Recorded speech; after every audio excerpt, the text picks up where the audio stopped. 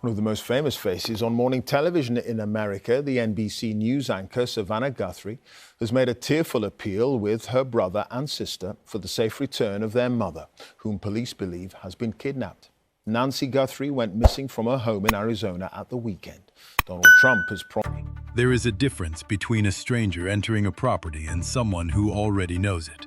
That difference may be the key to the Nancy Guthrie case. For months, people following this investigation have focused on one disturbing image. A man standing near Nancy's front door captured on surveillance footage. Visible enough to matter, unclear enough to remain unidentified. According to the materials surrounding the case, investigators reportedly have the footage. The public has seen it. And yet nobody has publicly identified the man with certainty. That silence matters, not because every blurry image immediately produces answers. Surveillance footage is imperfect. Lighting changes faces. Angles distort movement. But in a case with this much public attention, silence becomes unsettling. Thousands of people have seen the same image and still no clear answer has emerged. Someone may already recognize him. Not the face itself, maybe the way he walks, the posture, the movement. Human beings often recognize familiarity before identity. But the deeper question may not be who appeared near Nancy's home that night. The deeper question may be whether the person needed to learn the property at all. Because strangers move differently inside unfamiliar space. They hesitate. They react. But someone familiar with a property already knows the layout, the timing, and the blind spots. And according to reporting connected to the investigation, investigators reportedly began looking backward instead of forward. Not only asking who was near Nancy S. house that night, but asking who may have known the property long before she disappeared. That changes the entire shape of the case, because now the story becomes less about a random figure on camera, and more about familiarity, access, and proximity. One detail reportedly receiving attention is the casita connected to Nancy S. property. According to the provided material, the space had reportedly been rented over time. That means there may have been people who understood the property from direct experience. People who knew routines, entrances, lighting, and movement around the home. That is not proof of guilt, but it is the kind of detail investigators cannot ignore. Right now, several separate elements appear to exist side by side. An unidentified man near the door, a witness who reportedly described suspicious movement, possible long-term access to the property, and forensic evidence still under review. Individually, none of those details solve the case. Together, they form something investigators pay close attention to: convergence. And according to the materials surrounding the investigation, the FBI reportedly continued returning to certain witnesses as the weeks passed. One neighbor reportedly remembered something investigators could not ignore.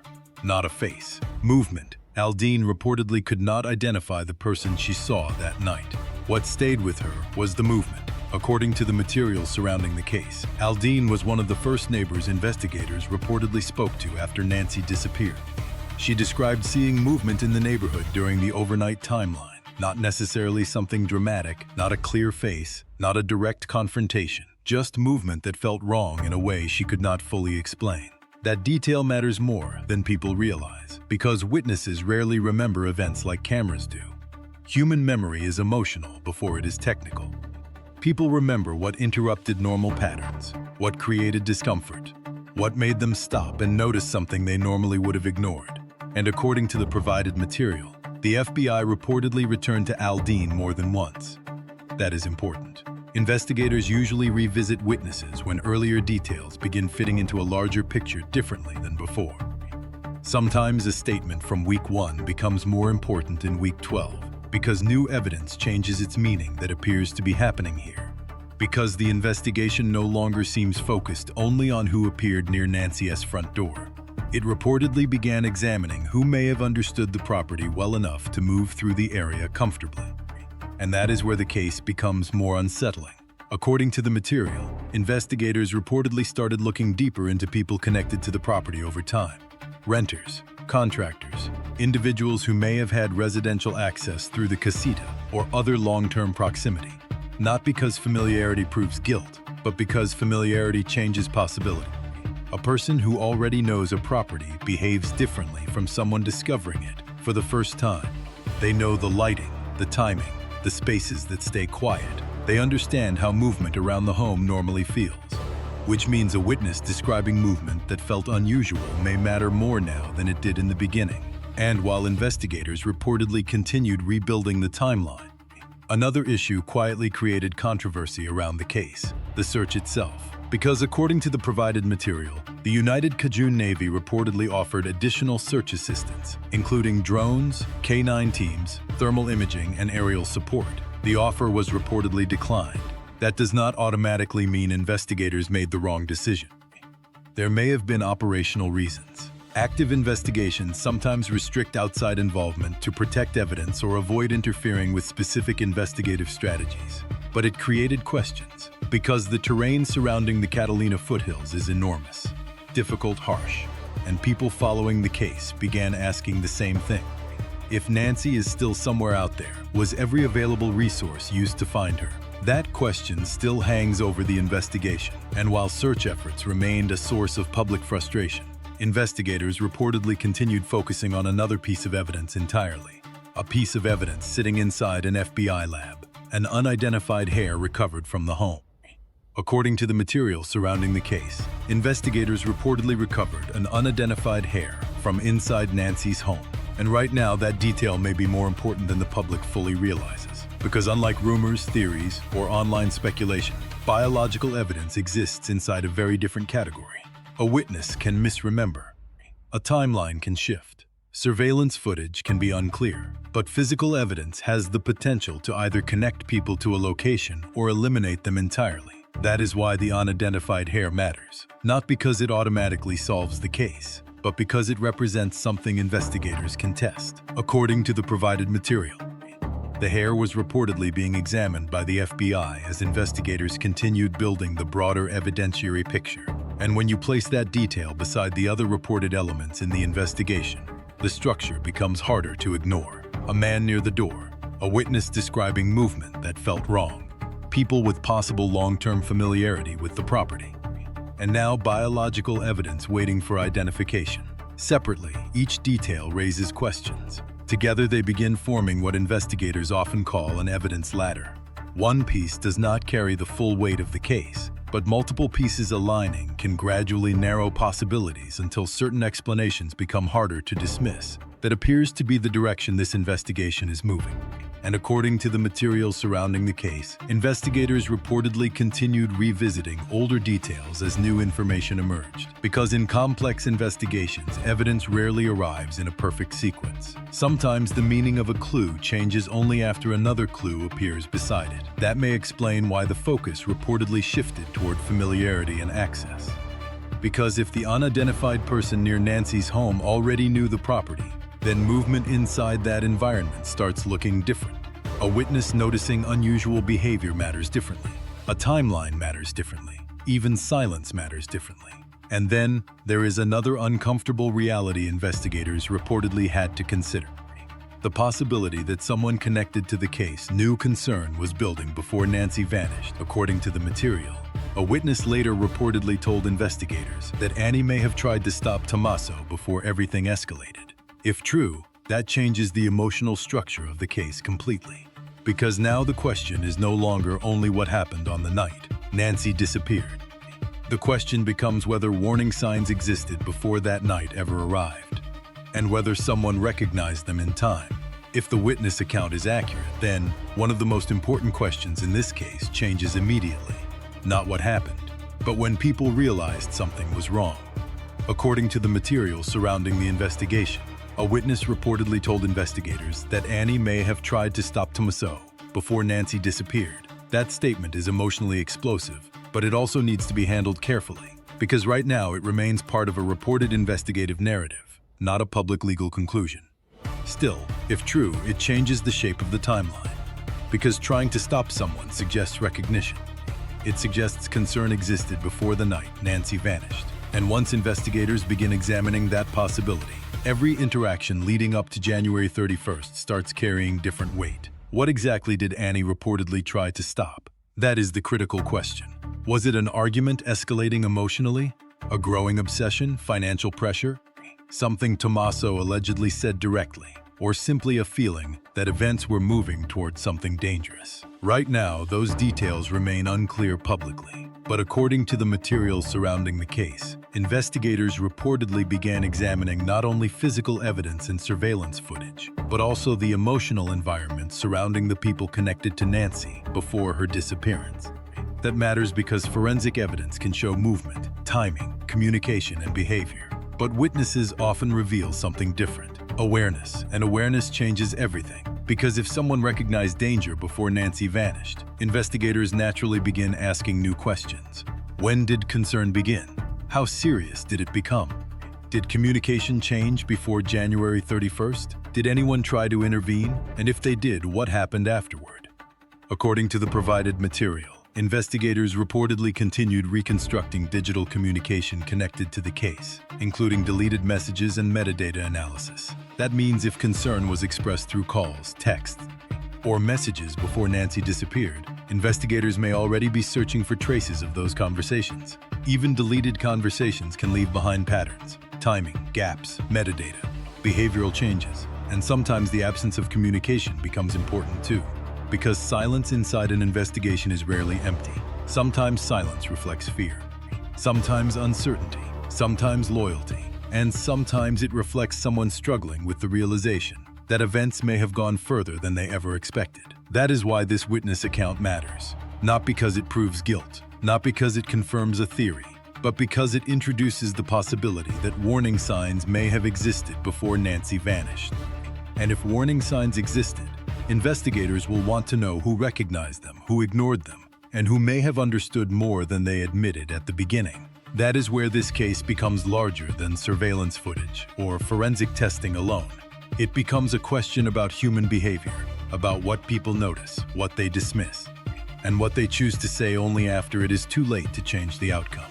As this investigation moved deeper into its second 100 days, the case reportedly stopped looking like a single mystery and started looking like multiple layers of the same story: a camera image, a witness memory, a property history, digital communication, possible warning signs before Nancy vanished. And according to the materials surrounding the case, investigators reportedly continued treating those elements as connected rather than isolated. That approach matters, because major investigations are rarely solved through one dramatic breakthrough.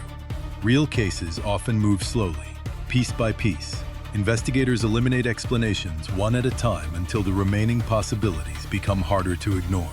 And in Nancy's case, one of the most unsettling aspects may be how ordinary certain details looked at first. A person near a front door, movement in a neighborhood, someone familiar with a property, messages deleted from a phone. Individually, none of those details automatically suggest a crime, but context changes meaning. A deleted message after an ordinary disagreement may mean nothing. A deleted message connected to a missing person timeline means something very different. Familiarity with a property is harmless in most situations, but in a disappearance investigation, familiarity becomes operationally important. That is reportedly why investigators kept revisiting earlier information, because the meaning of evidence changes once surrounding evidence changes too. And according to the provided material, the FBI reportedly appeared increasingly focused on narrowing possibility and expanding them. That is a critical difference. Early investigations cast wide nets. Later investigations begin reducing noise. Who had access? Who had knowledge? Who had proximity? Who showed behavioral changes after Nancy disappeared? And who may have recognized danger before that night ever happened? Those are the kinds of questions investigators reportedly continued working through. At the same time, public frustration surrounding the case kept growing, because despite all the reported forensic work, witness interviews, and digital analysis, one fact remained unchanged: Nancy was still missing. And that emotional reality sits underneath every update connected to this case. The flowers outside the home, the ribbons tied around the neighborhood, the repeated online discussions. None of it exists because people are simply curious. It exists because an unresolved disappearance leaves behind a specific kind of emotional weight. No final answer.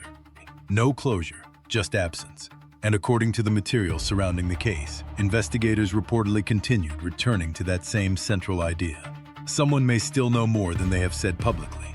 Maybe someone recognized the man near the door and stayed silent. Maybe someone dismissed warning signs before realizing how serious they were. Maybe someone understood details about the property or the timeline that seemed unimportant until later. That possibility continues hanging over the investigation, because cases like this are not solved only through laboratories, surveillance footage, or forensic software. Sometimes they are solved when a person finally decides a detail they have been carrying is too important to keep to themselves any longer. And that may ultimately become the most important message in the Nancy Guthrie case. Not every answer arrives dramatically. Sometimes the truth emerges slowly, through memory, pressure, conscience, and time. If you have followed this case closely, then the real question may no longer be whether investigators are still working.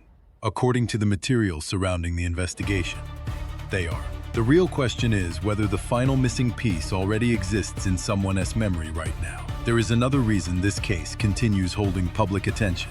Long after the initial headlines faded, the investigation reportedly keeps returning to human behavior. Not just evidence, not just timelines, behavior. Because according to the material surrounding the case, investigators reportedly began looking at how people acted before Nancy vanished, how they acted afterward, and how those behaviors changed once the investigation intensified. That matters, because people often think investigations are built only on dramatic discoveries. DNA, surveillance footage, digital records, and those things absolutely matter. But investigators also study smaller patterns, emotional reactions, communication shifts, silence, contradictions, fear, the moments where behavior no longer matches circumstance. And in this case, one detail appears repeatedly throughout the reported investigation: knowledge. Who knew what? When did they know it? And what did they do with that knowledge once concern began building? That question reportedly became especially important after the witness account involving Annie surfaced. Because if someone recognized danger before Nancy disappeared, investigators naturally begin examining everything surrounding that recognition. What conversations happened before January 31st? Did anyone attempt to warn someone? Did anyone minimize concerns? Did communication patterns suddenly change? And according to the material surrounding the case, investigators reportedly continued rebuilding digital activity connected to those questions. Not because deleted messages automatically prove wrongdoing, but because digital behavior can reveal emotional pressure long before investigators understand exactly what caused it. People stop responding normally. Calls become shorter. Communication disappears entirely. Devices suddenly go quiet during critical windows. Those patterns do not automatically explain a disappearance, but they can reveal when relationships, emotions, or circumstances begin changing beneath the surface. And according to the provided material, investigators reportedly appeared increasingly focused on narrowing those behavioral patterns into a coherent timeline. That may be why the case now feels different than it did in the beginning. Early on, the public saw a missing person mystery. Now, the reported investigation appears to be examining a much more complicated question. Not simply whether something happened to Nancy, but whether warning signs existed before it happened. Whether familiarity with the property mattered. Whether certain individuals understood more than investigators initially realized. And whether the answers were sitting inside ordinary details that only became important later. That is often how major cases evolve. The first version of the story rarely survives intact. Investigators revisit timelines. Witnesses remember new details. Digital evidence changes context. Behavior that once looked meaningless begins carrying weight. And according to the material surrounding the case, that process still appears ongoing, which means the most important development may not be public yet. It may still be sitting inside a forensic report, a witness statement, a digital reconstruction, or someone's private memory of a detail they did not understand at the time. Because in unresolved cases, the final answer is often not hidden by complexity alone. Sometimes it is hidden by hesitation, someone unsure whether what they know matters, someone afraid to say the wrong thing, someone hoping investigators will discover the truth without requiring them to step forward personally. But according to the materials surrounding this case, investigators reportedly are still asking questions, still revisiting witnesses, still rebuilding timelines, still examining evidence piece by piece, which means the investigation has not gone quiet. It has simply become more precise. And if that precision eventually connects the camera footage, the witness memory, the property history, and the forensic evidence into one explanation, then the story of Nancy Guthrie's disappearance may look very different from the way people first understood it. Until then, the case remains suspended between suspicion and proof, between rumor and evidence, between silence and whatever truth investigators believe is still out there waiting to be found. One of the most uncomfortable realities in cases like this is that investigations often become clearer long after the critical moment has already passed. Not because investigators were doing nothing, but because people rarely understand the importance of what they are seeing while they are living through it. A strange comment does not immediately sound dangerous. An argument does not immediately feel connected to a future disappearance. A sudden silence feels temporary until it lasts too long. And according to the materials surrounding the Nancy Guthrie case, investigators reportedly continued rebuilding the timeline by examining exactly those kinds of details. Not only major evidence, small behavioral shifts, who stopped communicating, who became unusually quiet, who appeared nervous, who suddenly changed routines. Because sometimes the most revealing evidence is not what people say, it is what they stop saying. That idea reportedly became increasingly important as investigators examined digital communication connected to the case. According to the provided material, forensic work involving deleted messages, metadata reconstruction, and communication gaps reportedly became part of the broader investigative picture. And while the public often imagines deleted messages as dramatic missing secrets, investigators usually approach them differently. Deletion itself is not automatically suspicious. People delete conversations every day. What matters is timing, context, patterns. A deleted conversation during an ordinary week may mean nothing. A deleted conversation connected to the hours before or after a disappearance carries a very different weight. And according to the materials surrounding the case, investigators reportedly appeared focused on understanding those behavioral patterns rather than relying on a single dramatic clue. That is important because real investigations are rarely built like movies. There is usually no single moment where everything suddenly becomes obvious. Instead, cases narrow slowly. A witness statement supports a timeline. A timeline supports digital evidence. Digital evidence supports behavioral analysis. And eventually, investigators begin testing whether all those separate pieces point toward the same explanation. That process appears to still be happening here. At the center of all of it remains the same unresolved question. What really happened to Nancy Guthrie? Was the unidentified man near the property connected to the disappearance? Did familiarity with the home matter more than investigators initially realized? Did warning signs exist before Nancy vanished? And according to the materials surrounding the case, investigators reportedly continue examining those possibilities together rather than separately. That may be why the case still feels emotionally unfinished to so many people following it. Because unresolved disappearances create a unique kind of tension. No conclusion, no certainty, just fragments, a camera image, a remembered movement, an unidentified hair, a witness claiming concern existed before the disappearance. And somewhere inside all of that, investigators reportedly believe there is still a coherent answer waiting to emerge. The difficulty is that answers in real cases rarely arrive cleanly. They arrive through pressure, through time, through people changing their minds about what they are willing to say, and sometimes through someone finally realizing that the detail they dismissed months earlier may have mattered from the very beginning. That possibility still hangs over this investigation, because according to the materials surrounding the case, the FBI reportedly continues revisiting evidence, witnesses, and timelines, rather than stepping away from the investigation, which suggests something important. The case may still be narrowing, not publicly, but quietly. And in investigations like this, quiet movement is often more significant than public noise. At this point, the Nancy Guthrie case no longer feels like a story built around one single mystery. It feels like a story built around accumulation. An unidentified man near a front door, a witness who remembered movement that felt wrong, a property history that may have provided familiarity and access, digital communication reportedly reconstructed piece by piece, and a witness account suggesting concern may have existed before Nancy disappeared. None of those details alone provide a final answer, but together they form the outline of an investigation that reportedly continues moving carefully toward one. And that may be the most important thing to understand about this case. Real investigations rarely unfold in dramatic straight lines. They move slowly, quietly. Investigators revisit witnesses, rebuild timelines, re-examine evidence that once seemed minor. The public often sees only fragments of that process, which can make it feel like nothing is happening at all. But according to the material surrounding the case, investigators reportedly continue revisiting evidence and narrowing possibilities rather than stepping away from the investigation. That matters, because unresolved disappearances leave behind more than unanswered questions. They leave behind suspended lives, families waiting for certainty, communities carrying absence without closure, and people wondering whether something important was missed in the beginning. The hardest part about cases like this is that the truth is often hidden inside ordinary details.